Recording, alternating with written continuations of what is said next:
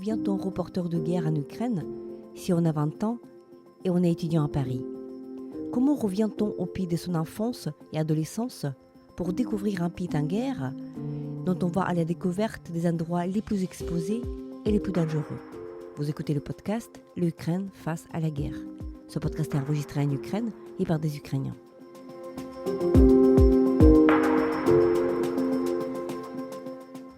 Dans ce podcast, nous racontons comment l'Ukraine continue à vivre et à résister face à l'agression russe. Nous proposons des analyses, mais aussi des témoignages. Nous essayons de vous faire comprendre l'Ukraine, son histoire, sa société et sa culture. Je m'appelle Tetiana Ogarkova. Je suis universitaire et journaliste, responsable du département international à l'Ukraine Crisis Media Center. Avec moi, Cyril Amorski, journaliste français, reporter de guerre indépendant. Cyril vient de publier son premier ouvrage « Ukraine, un peuple en guerre » aux éditions de Cerf. Il a vécu 12 ans en Ukraine, où il réside encore une partie de sa famille. Elle parle couramment l'ukrainien et le russe.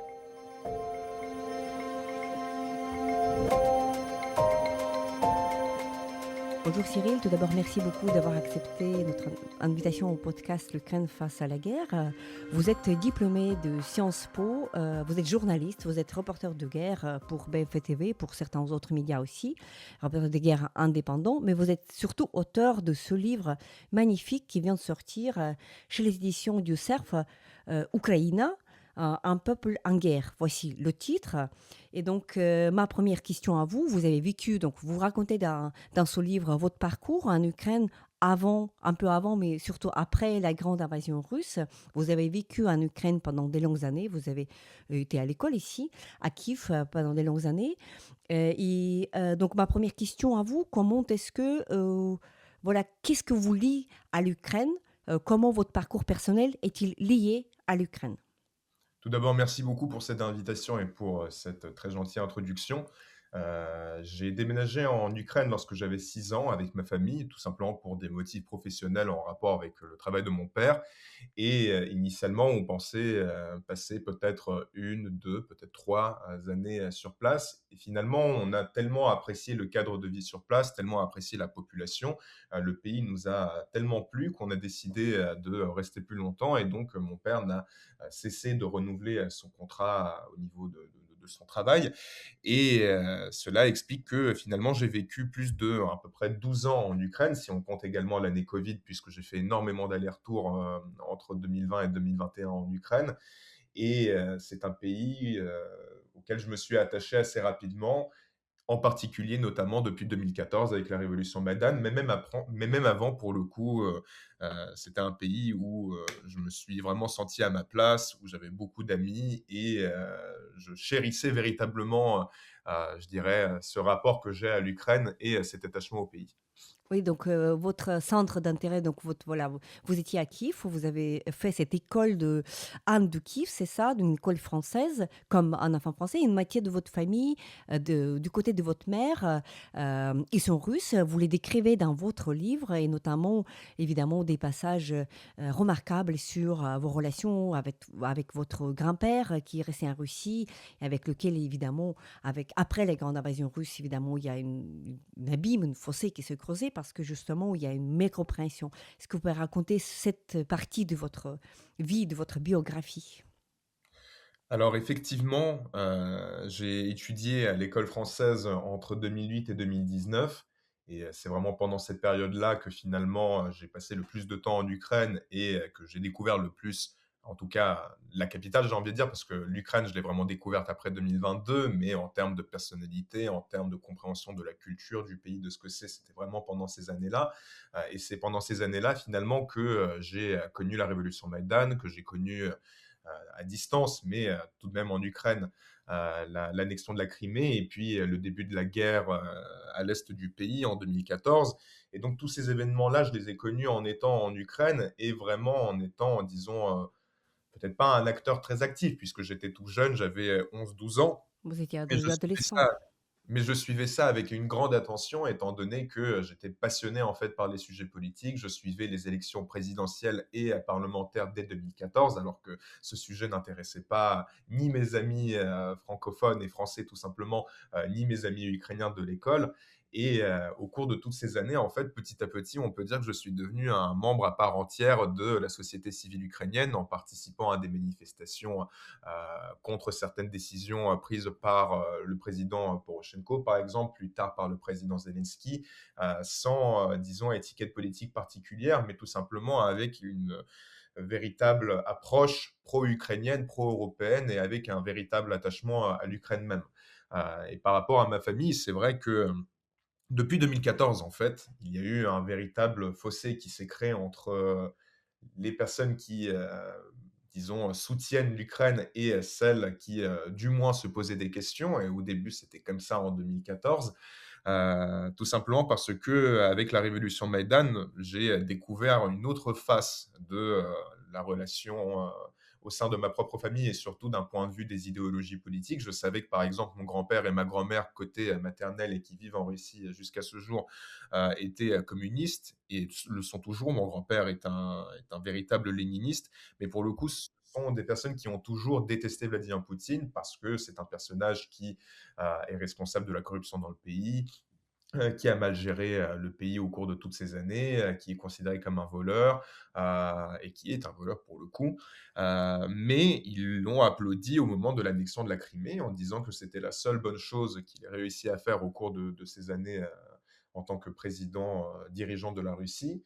Et même avec Maïdan, en fait, j'avais vu qu'il y avait une différence nette entre ce que moi je voyais sur place en tant que témoin direct des événements, et en tout cas en étant directement à Kiev, et entre ce qui était dit à la télé russe, lorsqu'on nous a expliqué que soi-disant c'était des néo-nazis, des fascistes, des milices d'ultra-droite qui avaient rempli tout l'espace sur la place Maïdan, alors que tout cela était complètement faux, cela était complètement exagéré.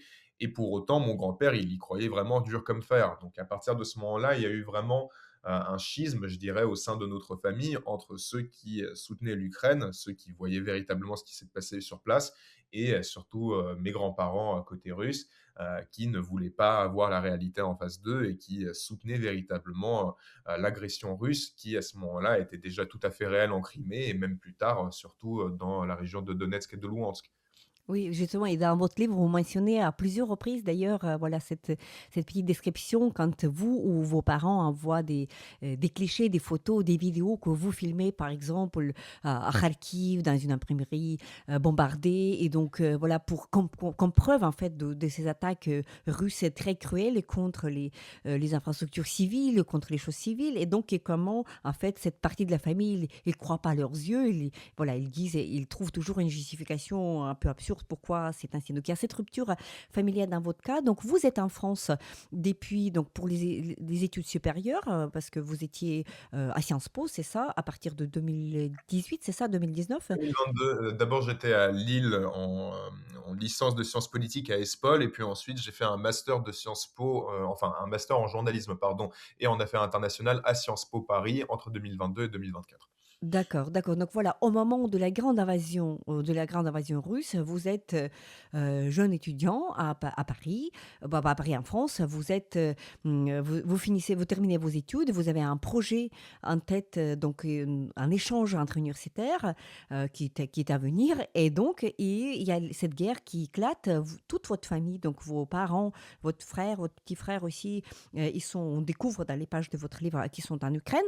Décrivez-nous en fait, voilà, vos réactions, vos sentiments et aussi vos prises de décision qui n'ont pas tardé en fait, rapidement après la grande invasion russe. C'est toujours finalement le moment le plus difficile à décrire, tout simplement parce que c'était le moment le plus douloureux. Peut-être pas le jour même de l'invasion, enfin évidemment c'était un moment qui était extrêmement intense avec énormément de questionnements sans forcément de réponse par la suite. Mais je dirais que toute la période fin février et mois de mars C'était une période qui était absolument terrible parce que personne ne comprenait vraiment vers quoi on se dirige.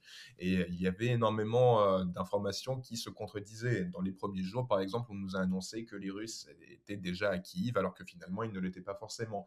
On avait des informations comme quoi les Ukrainiens continuaient à résister, par exemple, dans la région de Kherson, mais à cause des coupures de réseau, avec seulement quelques images, on ne savait pas forcément ce qui se passait.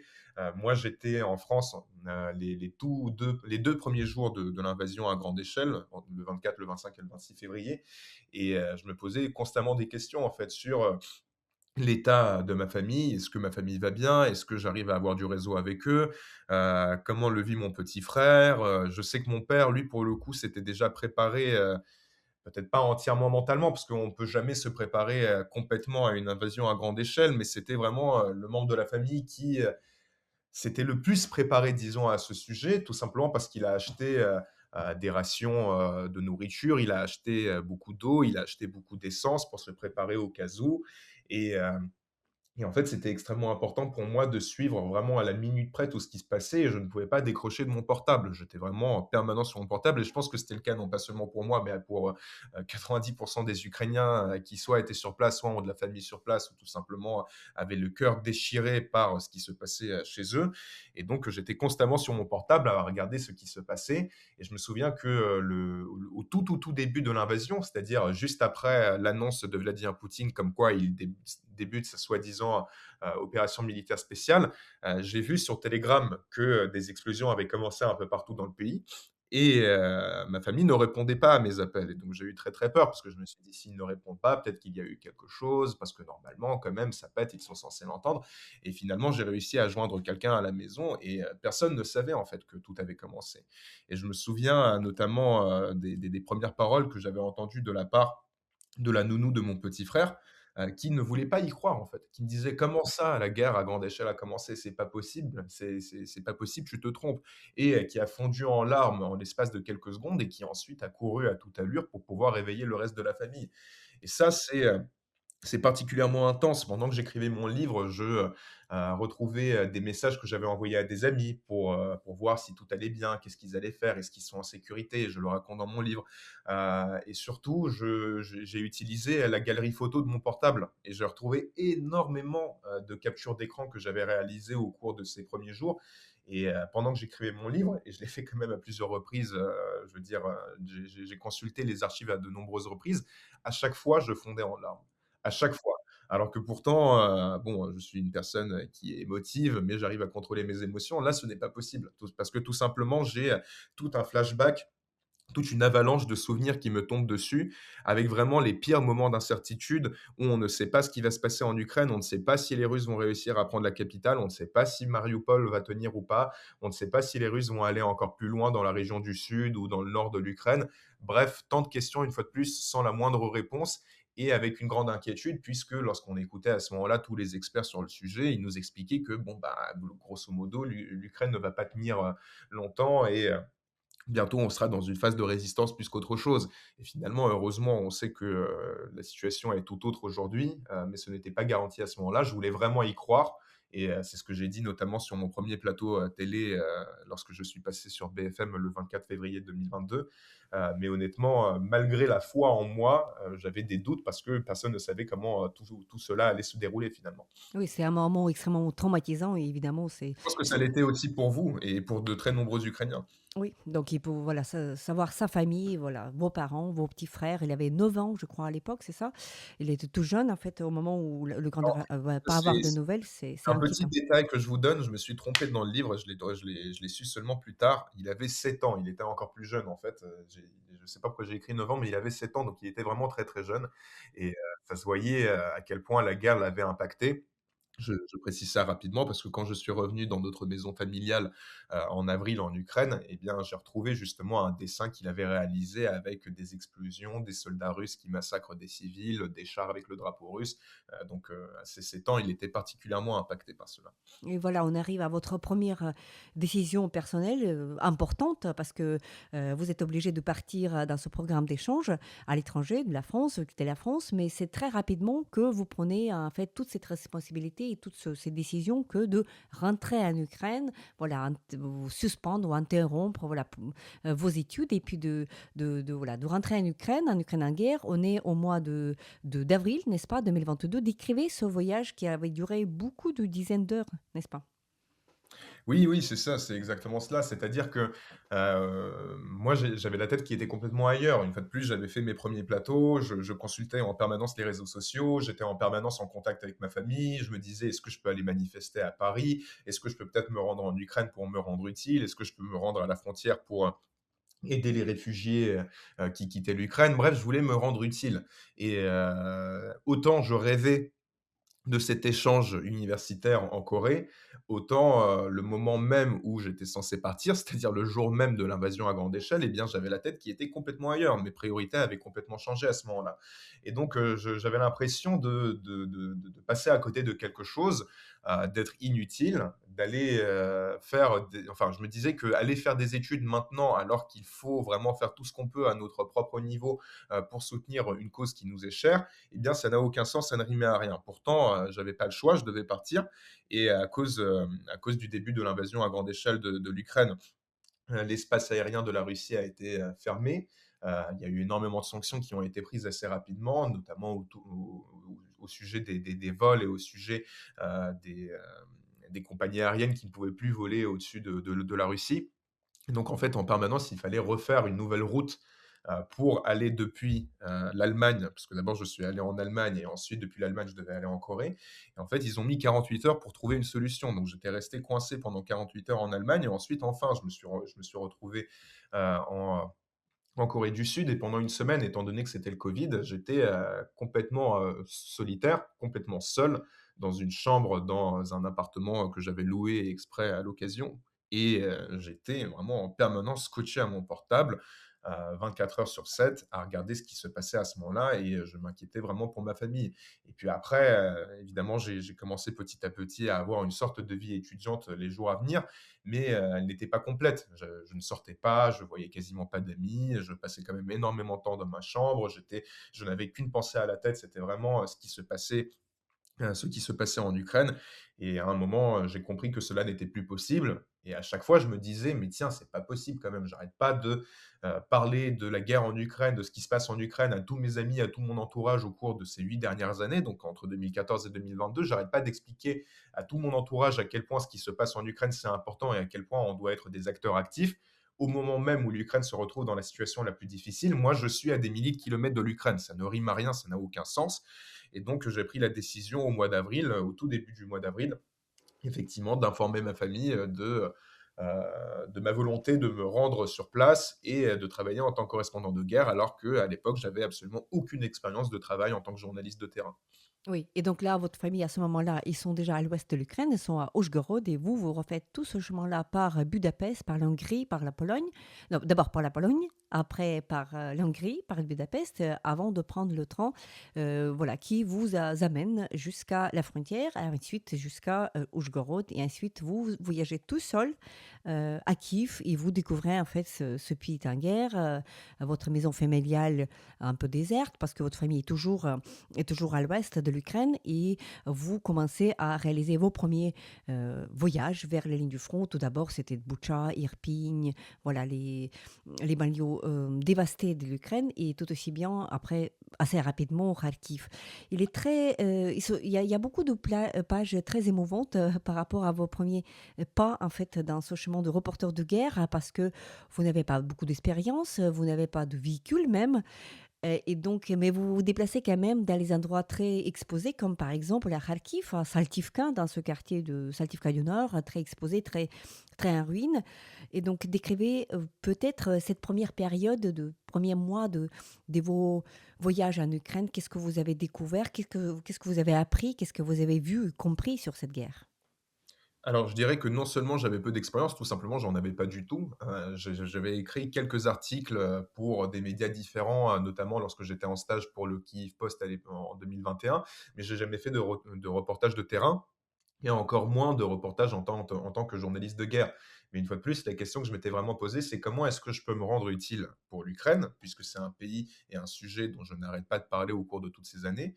eh bien, pour moi, il y a eu, que 2 solutions. La première, c'est une solution militaire, c'est de rejoindre l'armée, la légion internationale pour pouvoir, défendre l'Ukraine, avec les armes ou bien faire autre chose.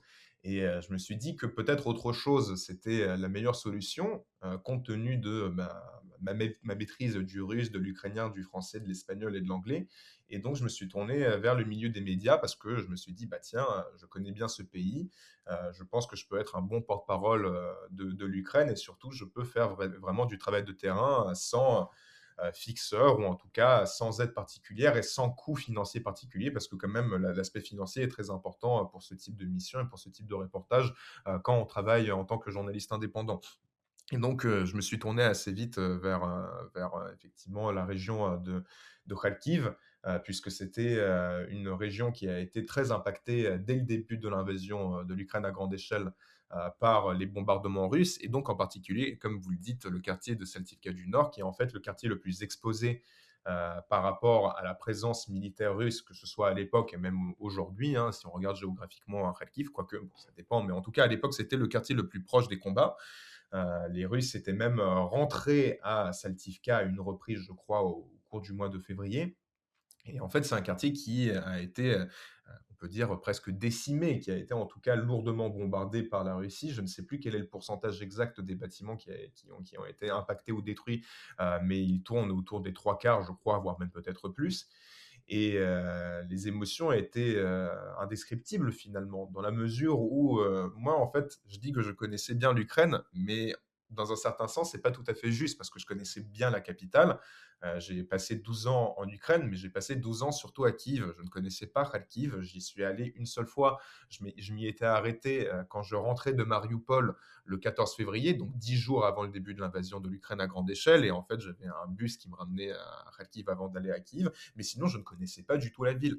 Et donc je découvrais quelque chose qui était entièrement neuf pour moi et j'ai découvert une ville qui était finalement assez vide, où, on voyait, au visage de la population, à sa manière de s'habiller, que c'était vraiment les gens les plus âgés, les plus précaires qui sont restés. Mais j'ai rencontré aussi des gens qui étaient absolument incroyables, qui étaient, fabuleux, qui, m'ont énormément appris, des personnes avec lesquelles je me suis, extrêmement bien entendu, qui m'ont appris tellement de choses, qui m'ont, montré leur ville, qui, m'ont dit: «Viens, monte à bord de notre Lada et on va te faire un tour, de la ville, malgré les risques, parce que c'est important de voir que des correspondants étrangers viennent nous voir». Et donc j'ai été absolument, émerveillé par cet accueil de la part des gens sur place, mais surtout j'ai été, horrifié, par les dégâts, dans Kharkiv. Parce que autant Kiev a été impacté, il y a eu des quartiers qui ont été bombardés, qui ont été touchés par des missiles comme partout hélas et j'ai vu effectivement ce qui s'était passé à Boutcha et Irpin. Autant, quand on parle de Kharkiv, c'est une ville qui continuait à subir des bombardements quasiment quotidiennement et en particulier donc ce quartier de Saltivka du Nord où j'ai passé ma toute première nuit en arrivant sur place. Donc j'ai eu vraiment une entrée en matière assez brusque et dès 5 heures du matin, on entendait, des explosions, qui, avaient lieu à quelques centaines de mètres, à 1 kilomètre, donc c'était quand même assez proche et cette entrée en matière m'a vraiment, fait comprendre très rapidement que, ah oui, là, on est effectivement dans une Ukraine bien différente de ce que je connaissais avant. Les premières alertes aériennes, mais maintenant surtout les premières explosions et les bâtiments complètement dévastés, vraiment avec des quartiers entiers qui sont anéantis, où il n'y a quasiment plus personne. Donc ça, c'était assez impressionnant et j'ai ressenti une colère absolument effroyable aussi parce que je me disais, mais je savais en fait, grâce aux réseaux sociaux, grâce aux reportages de collègues différents, que la situation était atroce et elle était extrêmement difficile sur place. Mais le voir de ses propres yeux et voir qu'une partie de ma famille continuait à nier cette réalité et continuait à nier les horreurs perpétrées par la Russie, ça me rendait absolument fou de rage. Et donc j'avais un mélange d'émerveillement par la population, par cette solidarité sur place, mais aussi, donc un sentiment d'horreur et de culpabilité aussi quelque part, par rapport à ce que j'ai vu sur place, avec toutes ces destructions et la mort ressentie, en fait. Ouais, et rappelons à nos auditeurs qu'à ce moment-là où vous êtes à Kharkiv, à Saltivka du Nord, donc c'était avant la contre-offensive ukrainienne qui a libéré la quasi-totalité de la région de Kharkiv. Donc c'est-à-dire que les Russes étaient à une quinzaine de kilomètres de, voilà, de Saltivka du Nord. Et donc il y avait aussi le travail d'artillerie. Donc c'était une guerre de type de 2022. Donc c'était tout près. Donc évidemment, c'était très dangereux. Et c'est de là, en fait, que date cette histoire tout à fait émouvante, en fait, vous avez essayé de rejoindre la région de Donetsk, mais il vous fallait un véhicule, et donc avec votre camarade, vous allez nous rappeler qui c'était, vous avez acheté cette vieille voiture, une bagnole, pour 800 euros, c'est ça, avec vos moyens de bord, vous êtes jeune reporter en début de carrière, on peut dire que ça comme ça, et donc cette Lada qui ne démarre pas, c'est ça? Alors, en fait, on s'est mis à 4 effectivement. On était 4 journalistes, en freelance pour des médias différents. J'étais avec 2 collègues hongkongais. Un d'entre eux travaillait pour une agence photo, un autre travaillait pour la télé japonaise et il y avait ensuite un Américain qui s'est joint à nous, qui travaillait lui aussi, à la pige pour des médias internationaux et on s'est dit: «Bon, il faut qu'on aille dans la région de Donetsk, on veut aller à Kramatorsk parce que, c'est vraiment la ville où, ça pète régulièrement et il y a beaucoup de reportages à faire. On veut aller sur place». Problème, on n'a pas de voiture. Moi, personnellement, je ne sais pas conduire. Je ne savais pas conduire à l'époque, je ne sais toujours pas conduire. Hélas, hélas, même si c'est un des projets pour cette année, d'apprendre enfin.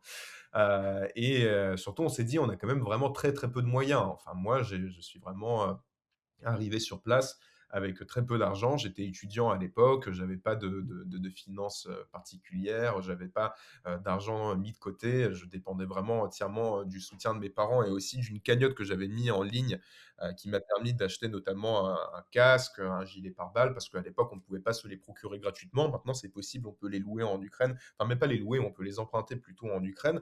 Mais avant, c'était absolument pas possible. Et donc, pour les fixeurs, pour pardon, les journalistes indépendants en freelance pigiste, c'était très difficile de trouver ses repères et de se débrouiller parce que, voilà, une fois de plus, on n'avait pas beaucoup de moyens. Et donc, on s'est dit, bon, comment est-ce qu'on peut aller à Kramatorsk? Il y avait des trains qui partaient de Kramatorsk jusqu'à Dnipro et jusqu'à d'autres villes, mais c'était des trains d'évacuation et on s'était dit: «Bon, bah, logiquement, ces trains, ils repartent de toute façon vers Kramatorsk, donc peut-être qu'il y a moyen qu'on monte dedans» et on a discuté avec des contacts différents au sein, des chemins de fer ukrainiens. Ils nous ont dit que vraiment, ce n'est pas possible du tout. La consigne est claire. Personne ne rentre à Kramatorsk sans raison particulière et tout le monde et on essaie d'évacuer absolument toute la population sur place. Et donc, on s'est dit que la solution, ce serait d'acheter une voiture. Et donc, on a vu une annonce sur OLX, qui est un site de vente en ligne ukrainien. Et il y avait une voiture pour 800 euros, une Renault Scénic des années 90. Ah, Bon, c'était bah, une Renault Scénic, voilà, c'était une Renault Scénic, oui, cocorico mais qui était vraiment dans un état pitoyable. En fait, c'était une voiture qui, non seulement était dans un état pitoyable, mais qui avait les numéros étrangers. Donc autant aujourd'hui, ce n'est pas, rare de voir des numéros étrangers parce qu'il y a énormément de voitures qui sont achetées ou ramenées depuis l'étranger pour, en faire don, notamment à l'armée ukrainienne. Autant à l'époque, c'était quand même, l'époque encore des, ce qu'on appelle des Euroblech, donc des voitures vraiment, en piètre état qui sont ramenées de l'étranger tout simplement, pour ne pas payer d'impôts, lors de l'achat d'une voiture en Ukraine. Et donc la voiture vraiment s'est cassée au bout de, 24-48 heures et donc on n'a pas pu aller à Kramatorsk, mais c'est pas grave. On a trouvé une autre solution puisque, mes amis journalistes ont dialogué et surtout ont sympathisé avec des bénévoles humanitaires ukrainiens qui allaient, à Zaporizhia. Et donc, on est allé à Zaporizhia. Et finalement, c'était la meilleure décision à ce moment-là, puisque grâce à ce déplacement, j'ai rencontré mes amis, enfin désormais amis très proches journalistes, qui m'ont énormément appris et qui m'ont permis d'avoir des accès absolument fantastiques au niveau du terrain, à savoir le couple des photographes Kostya et Vlada Liberova. Et ça, c'était à Zaporizhia et c'était juste après Kharkiv. Voilà, c'était voilà ce grand parking, c'est ça, de supermarché qui accueillait des rescapés de Mariupol et de toute la région qui était déjà occupée. Et donc cette rencontre, en fait, décisive pour vous parce que depuis, vous voyagez beaucoup avec eux, avec ces 2 photographes qui sont connus comme photographes de guerre, qui sont un peu partout. Vous formez cette espèce de trio, un peu, improvisé, un peu peu étonnant, mais en fait, parce que, voilà, mais à la fois, vous avez visité ensemble Mykolaïv, Kherson, beaucoup la région de Donetsk, Kharkiv une fois de plus et vous êtes toujours presque toujours à 3, même pas si parfois elles partent à 2 dans des reportages un peu exclusifs. Comment est-ce que et dans votre livre, on lit les histoires qui datent de 2022, de 2023, de 2024 aussi. Comment est-ce que votre collaboration se passait? Est-ce que vous pouvez nous décrire en grandes lignes comment est-ce que vous avez réussi à travailler ensemble? Alors c'est vrai qu'au cours de ces dernières années et de ces derniers mois, on a beaucoup moins travaillé, tout simplement parce que, le niveau, de travail des libéraux a atteint un tel sommet où, vraiment moi je n'ai pas la possibilité d'avoir les mêmes accès parce qu'il s'agit d'une question de confiance ou bien il s'agit d'une question c'est une question de risque aussi et c'est une question de contact et donc, tout simplement moi je n'ai pas accès et c'est aussi une question d'expérience parce que je ne suis pas suicidaire non plus. Il y a des missions qui sont beaucoup trop dangereuses, même si j'ai réussi à acquérir une véritable expérience en tant que reporter de guerre au cours de ces 4 années, il y a expérience et expérience. Et Coste est quand même est un véritable vétéran, un pro sur ces sujets-là, ce qui n'est pas forcément mon cas non plus. Mais on a commencé à travailler effectivement à partir de 2022. C'est une histoire qui est complètement loufoque parce que, comme je viens de le dire, on s'est rencontrés à Zaporizhia de façon tout à fait aléatoire. Ils ont juste vu que je posais des questions différentes aux civils sur place. Et Vlad, quelque chose qu'elle ne fait absolument jamais, parce que du coup, j'ai quand même beaucoup travaillé avec elle, donc je l'ai en tout cas rarement vue faire ça. Elle est venue me voir et elle m'a félicité pour le niveau des questions que je posais. Donc moi, ça m'a fait plaisir et on a sympathisé, on a échangé nos contacts. Et en fait, je ne les connaissais absolument pas à cette époque-là et j'ai découvert très rapidement, en regardant leur page sur Instagram, que c'était des photographes très, très, très connus, qui avaient déjà à l'époque plus de 150 000 abonnés, je crois. Et en fait, ce qui s'était passé, c'est que après cette première mission en Ukraine, je suis revenu en Corée parce que je devais terminer mon semestre. Et dès que j'étais revenu en Corée, je me suis dit, bon, bah, il faut que je prépare l'après. Et je suis ensuite parti en France. Et en France, j'ai élaboré un plan en me disant, bon, bah, j'ai pas de voiture, il faut que je me débrouille d'un point de vue logistique et il faut que je trouve un média avec lequel je puisse bosser. Parce que lors de ma première mission, je travaillais avec un petit média ukrainien local de la région de Donetsk. C'était une expérience formidable, formatrice, mais je voulais surtout pouvoir m'adresser à un public étranger, parce que les Ukrainiens savent déjà plus ou moins ce qui se passe sur place. Et donc, ce qui s'est passé, c'est que j'ai eu l'idée d'envoyer un message au Liberoff, alors que moi, j'avais absolument, enfin, j'étais monsieur personne, quoi. J'avais 800 abonnés, je crois, sur mon compte Instagram à ce moment-là. Et je leur ai envoyé un message en leur disant, voilà, j'aimerais écrire des articles sur les photos que vous rédigez, parce que vous publiez des images, mais on n'a pas souvent tout le contexte autour de celles-ci. Et moi, j'aimerais faire des articles où on raconte la journée passée ensemble en détail et on utilise vos images. Et à ce moment-là, j'avais réussi à obtenir l'approbation du Kyiv Independent, et c'était vraiment un objectif clé pour moi de travailler avec eux.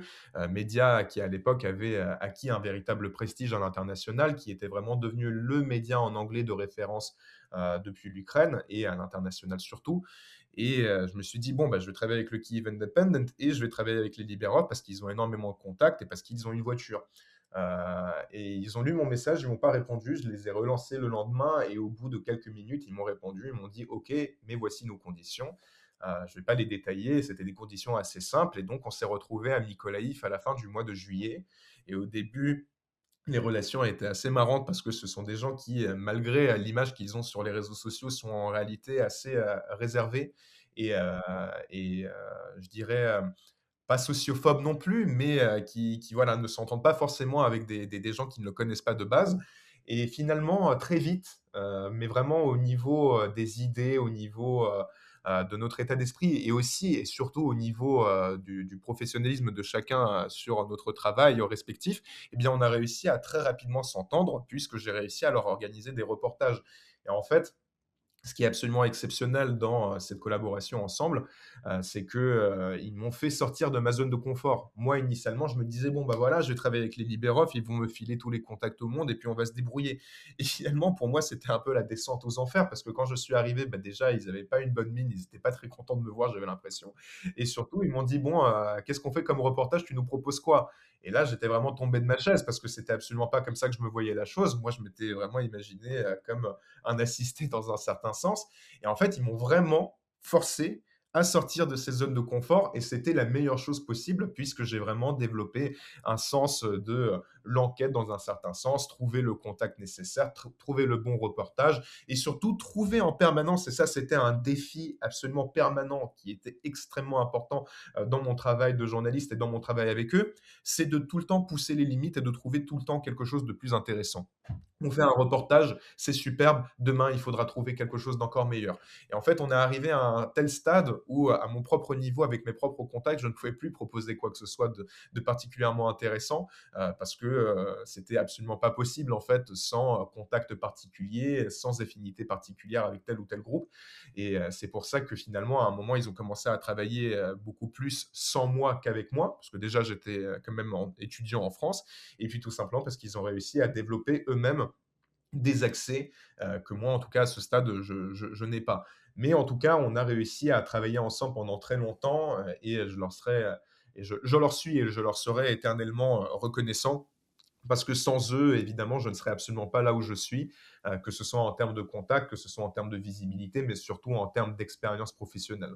Voilà. Vraiment, ils ont joué un rôle majeur et absolument essentiel dans ce que je suis devenu aujourd'hui. Voilà, et durant tout ce temps-là, vous meniez une espèce de la vie double parce qu'à la fois, donc, vous êtes étudiant à Paris, vous poursuivez vos études, mais aussi, en même temps, donc, vous vous déplacez d'une manière tout à fait régulière en Ukraine et vous partez dans les missions les plus improbables possibles, qu'il s'agit de Kherson, par exemple, pas à la libération, mais presque tout de suite après, ou bien dans les lignes du front très exposées, ou bien, par exemple, dans la contre-offensive ukrainienne de l'été 2023, ou ensuite encore dans la région de Koursk, parce que vous êtes allé jusqu'à la région de Koursk avec cette incursion de l'armée ukrainienne dans cette région-là. Donc voilà, vous avez cette vie double, parce qu'à la fois vous étiez jeune étudiant à Paris, mais après tout d'un coup, vous revenez en Ukraine et vous êtes reporter de guerre qui se met dans des situations parfois, il faut le dire, très dangereuses. Vous décrivez dans votre livre, il y a quelques épisodes où justement on sent le danger parce que vous étiez au moment où vous venez de quitter un endroit qui était frappé tout de suite après, ou bien, comme dans le cas de Libérov, une fois, vous n'êtes pas parti dans la mission avec les Libérov, alors que Vlada, la femme de ce couple, elle était blessée et voilà, et vous devez être à sa place, n'est-ce pas? Donc décrivez quelques moments les plus dangereux en fait que vous décrivez dans votre livre. Il y a eu quelques moments effectivement, similaires à ce que vous venez de décrire. Notamment, il y avait donc cette histoire avec, Vlada qui a été blessée et en fait, on devait partir tous les 3 ensemble à Avdiivka et moi, je n'ai pas eu mon accréditation à temps parce qu'en Ukraine, pour pouvoir travailler en tant que reporter de guerre, non seulement il faut être un journaliste, officiel avec sa carte de presse, reconnu par telle ou telle rédaction, mais en plus de ça, il faut obtenir une accréditation de la part du ministère de la Défense ukrainien. Et moi, je ne l'avais pas eu encore à ce moment-là. Enfin, je l'avais, mais j'avais oublié de la renouveler. Et à l'époque, il fallait la renouveler tous les 6 mois. Maintenant, c'est tous les ans.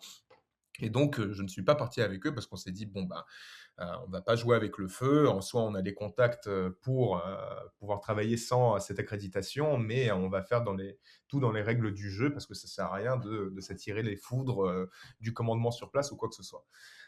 Et donc, ils sont partis sans moi et Vlad a été effectivement blessé. Et je me suis dit, mais c'est dingue parce que honnêtement, on serait partis tous les trois en reportage. Et bien, forcément, la place de Vlada aurait été la mienne, étant donné que Vlada et Kost, c'est un peu notre principe et c'était l'une des règles qu'on s'était fixées dès le début de notre collaboration. S'ils ont la possibilité d'avoir les meilleures places, ils vont avoir les meilleures places parce que bah voilà, ils ont une plus grosse audience, ils ont une capacité d'influence et de visibilité qui est plus importante. Donc, notre but, c'est d'informer. Si eux peuvent informer plus de gens que moi, et bien alors dans ce cas-là, ils ont un meilleur accès, disons-le ainsi. Après, franchement, ça s'est pas mal développé et ça a pas mal changé au cours des années à venir. Ensuite, le principe, c'était quoi, c'était premier, moi en deuxième et Vlad en troisième, parce qu'au moins il y avait l'un des deux qui était, disons, au devant de la scène. Mais à ce moment-là, quand même, dans des missions qui sont assez particulières et assez dangereuses, en tout cas, moi je prenais, disons, la place la plus en arrière, la plus en retrait. Et Vlad avait occupé cette place-là ce jour-là, et donc elle a été blessée. Je me suis dit, bah honnêtement, on serait parti à trois, je me serais retrouvé à la place de Vlada du coup. Donc ça, c'était une histoire, mais il y avait d'autres cas qui m'ont heu, particulièrement frappé. Il y avait surtout une histoire dans la région de Kharkiv, dans la ville de Kupiansk, ville qui a été, tout d'abord occupée par la Russie, ensuite libérée pendant la contre-offensive que vous avez citée, au mois de septembre 2022, puis ensuite quasiment entièrement à nouveau occupée, au cours de l'année 2025 et maintenant de nouveau libérée par l'armée ukrainienne. Et en fait, nous, on y était au moment où l'armée russe commençait à se rapprocher petit à petit et où la Russie avait commencé à utiliser vraiment en masse une arme, qui est extrêmement efficace, pour pouvoir détruire tout sur son chemin et surtout qui est, très peu cher à produire, à savoir les bombes planantes, ce qu'on appelle en ukrainien les KAB ou bien les FAB. C'est plus ou moins la même chose. La différence, c'est que, le KAB, c'est, une bombe planante et non pas une bombe qui tombe directement, sur place. Et donc, ce qui s'est passé, c'est qu'il n'y avait qu'un seul restaurant qui continuait à fonctionner à ce moment-là dans la ville de Compiègne, qui s'appelait, Shanghai. Et c'était plus ou moins le seul endroit où on pouvait se nourrir, plus ou moins correctement. On pouvait encore commander une sorte de pizza, un borsch, donc la soupe traditionnelle aux betteraves ukrainiennes, ou bien même, des grillades, ce qu'on appelle les chachliquis. Et donc on s'y était arrêté juste avant de prendre la route depuis Kupiansk pour rejoindre Kharkiv, parce qu'on était à la fin de notre reportage. Et moi, j'avais échangé avec le propriétaire qui, en fait, était un Azéri, qui avait vécu en Ukraine depuis, qui vivait en Ukraine depuis des années, qui avait quitté le pays pendant l'occupation Kupiansk et qui est parti se réfugier en Géorgie, et qui tout de suite après la libération de Kupiansk en septembre 2022 est revenu malgré toutes les destructions dans la ville, malgré le fait que la ville avait énormément changé au cours de ces derniers mois et que surtout, les affaires, économiquement et financièrement parlant, n'étaient plus les mêmes. Lui, il était revenu avec la conviction que voilà, chez moi, c'est l'Ukraine, chez moi, c'est Kupiansk et je dois participer à l'économie locale. Il est revenu avec son frère, il est revenu avec sa famille parce que c'était, un business familial et il m'avait vraiment raconté toute son histoire. Il m'avait dit à quel point il détestait les Russes parce que, il avait raconté, notamment, des proches à lui qui ont été tués. Il racontait, l'état de sa rue, les bâtiments autour, qui ont été détruits. Il parlait de certaines de ses connaissances qui ont décidé de collaborer et qu'il ne pardonnerait jamais. Et vraiment à 2-3 heures, enfin 2-3 heures plus tard, ce repas et 2-3 heures après, cette conversation, j'ai, appris qu'il y a une bombe planante qui est tombée, sur, Kupiansk et j'ai pas compris immédiatement en fait que, cette bombe elle était tombée sur, Shanghai et c'est seulement 1 ou 2 jours plus tard qu'en fait j'ai découvert des photos de ce restaurant-là et que j'ai découvert surtout des images des corps, qui était au sol juste à côté de ce restaurant et j'ai compris en fait que, le même propriétaire du restaurant avec lequel j'avais échangé, eh bien, il a été, tué seulement quelques heures après notre conversation. Et ça m'a énormément marqué parce que, je me souvenais de ce discours qu'il avait, du vraiment quelqu'un de franc, de sympathique, d'honnête, de sincère, d'authentique, qui avait fait à nouveau ce déplacement depuis la Géorgie, donc depuis un pays paisible, qui est revenu en Ukraine pour contribuer à l'économie locale en se disant que voilà, je reviens à la maison et les Russes, ils nous ont occupés une fois, mais ils vont pas nous forcer à nouveau hors de chez nous. Et finalement, il a été tué. Et ça, vraiment, ça m'a moralement détruit de l'intérieur. Et peut-être une dernière histoire, c'était aussi la situation avec Pokrovsk, ville aujourd'hui martyre évidemment, comme on le sait, qui est quasiment entièrement contrôlée par l'armée russe. À l'époque, c'est une ville qui était très lointaine du front, qui paraissait inatteignable et qui servait de base arrière pour de nombreux journalistes qui voulaient justement trouver une ville dans la région de Donetsk, mais qui était lointaine du front. Et en fait, on voulait passer par Pokrovsk pour ensuite faire des reportages sur la contre-offensive de l'été 2023. Et on avait considéré que Pokrovsk serait la ville la plus proche et de la région de Donetsk et de la région de Zaporizhia pour pouvoir y faire des reportages. Sauf qu'on a décalé notre déplacement d'un jour.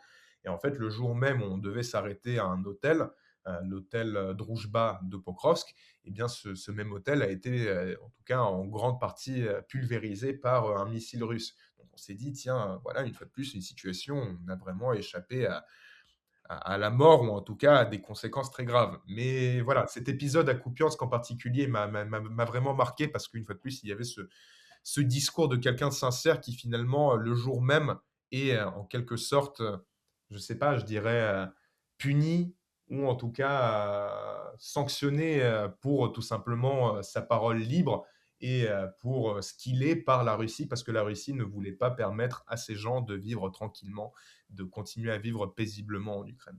C'est déchirant cette histoire, tout aussi bien qu'une autre histoire de Kupiansk. Vous racontez l'histoire de cette femme qui s'occupait de l'électricité et de l'eau, que vous avez interviewée une fois ou deux fois, et après elle était aussi morte, tuée dans un bombardement, mais après. Donc, les centaines de pages de votre livre, en fait, ils sont pleines de ces histoires déchirantes, vraies, authentiques. C'est une véritable chronique, en fait, de la grande invasion de 2022 jusqu'à les derniers jours de 2025. Ma dernière question à vous, Cyril. Vous terminez votre livre en disant que, voilà, en citant un peu le hymne ukrainien, l'Ukraine n'est pas encore morte. Et donc, voilà, après avoir fait ce récit de la résistance ukrainienne, quelle serait, selon vous, en fait, la chose la plus importante que vous avez apprise sur le pays où vous avez grandi, en fait, durant ces années extrêmement difficiles? Ça, c'est une question qui est compliquée parce qu'il y a vraiment beaucoup d'enseignements différents. Si je devrais donner un enseignement, disons, non pas forcément sur l'Ukraine, mais je reviendrai, sur cet aspect-là. Un enseignement général, c'est qu'il faut vraiment profiter, du moment présent.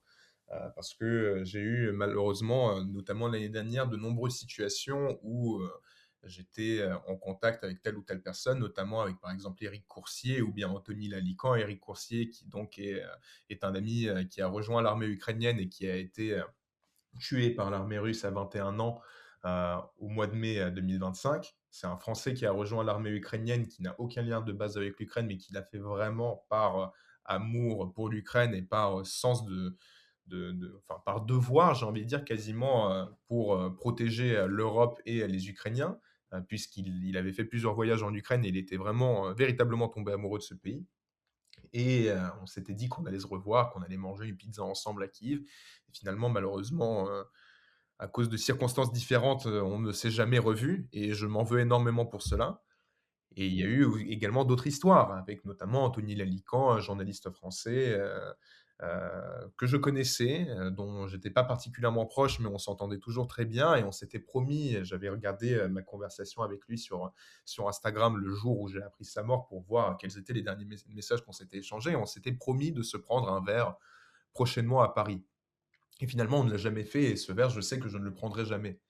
Et ce type d'histoire, évidemment, me bouleverse parce que, j'ai vraiment compris la notion du temps et l'importance de ne pas décaler certaines rencontres, certains événements, certaines activités à demain parce qu'on ne sait pas si demain aura lieu. On ne sait pas si demain aura lieu, eh bien, du point de vue de la personne qu'on souhaite rencontrer, mais aussi de son propre point de vue. Parce que je suis reporter de guerre, que je fais des missions dangereuses, que je vais notamment à Pokrovsk, pour, faire des reportages sur l'évacuation de civils, avec des drones au-dessus et qu'on ne sait pas si finalement, c'est un billet, avec un aller mais sans retour.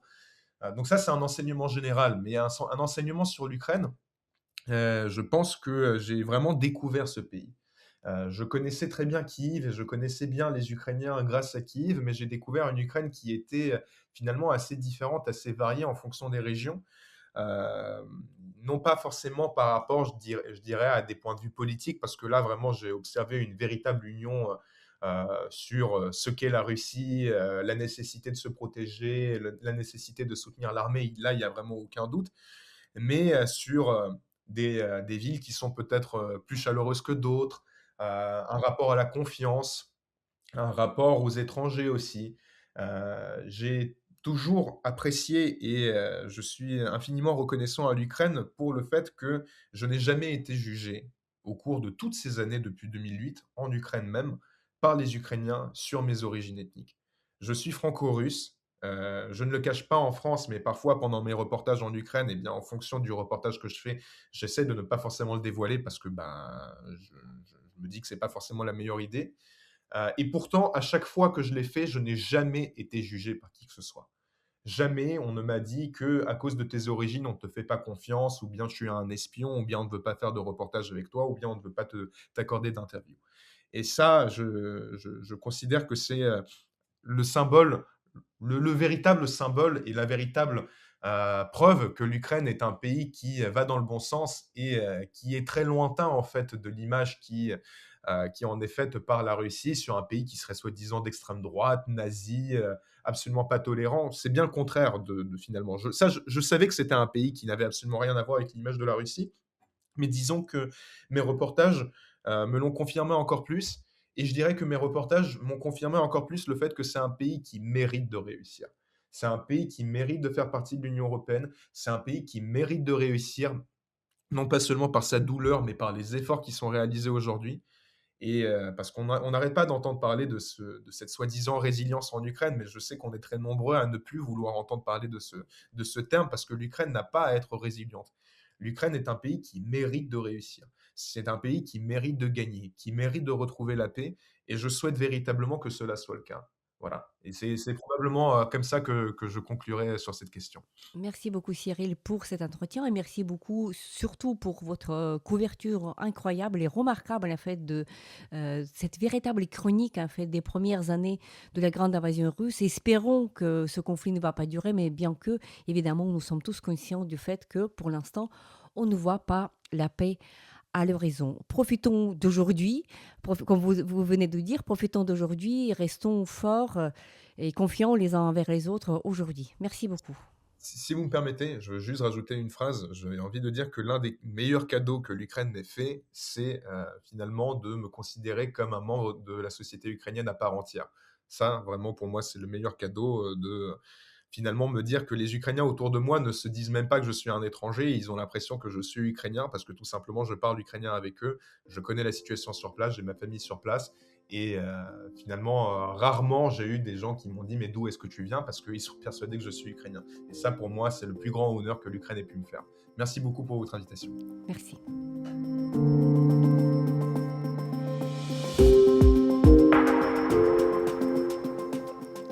C'était le podcast L'Ukraine face à la guerre.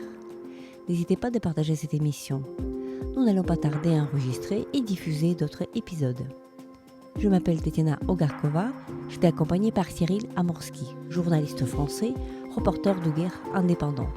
Cyril vient de publier son premier ouvrage, Ukraine, un peuple en guerre, aux éditions de Cerf. Restez avec nous et soutenez l'Ukraine.